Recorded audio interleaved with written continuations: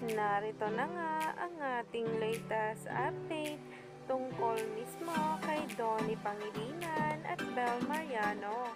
Alam naman natin na ang dalawa ay nagkaroon nga ng taping para sa kanilang upcoming teleserye na Can't Buy Me Love.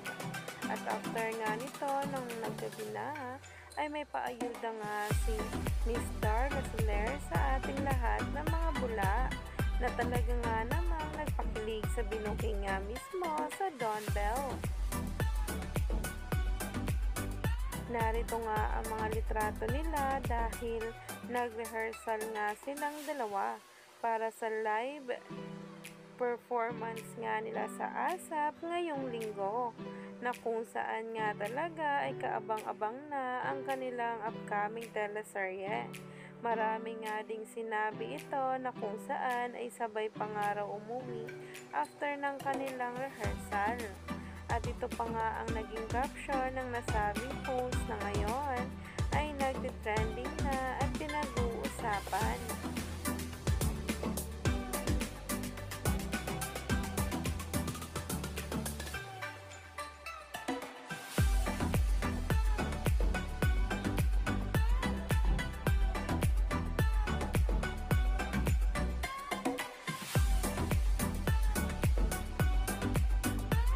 Kaya naman, stay tuned lang tayo for more updates tungkol mismo kay Donnie Pangilinan at Bel Mariano.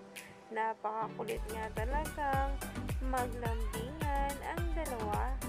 Abang-abang na nga rin ang kanilang live prod na talaga nga naman umaani na ng samot-saring komento sa social media.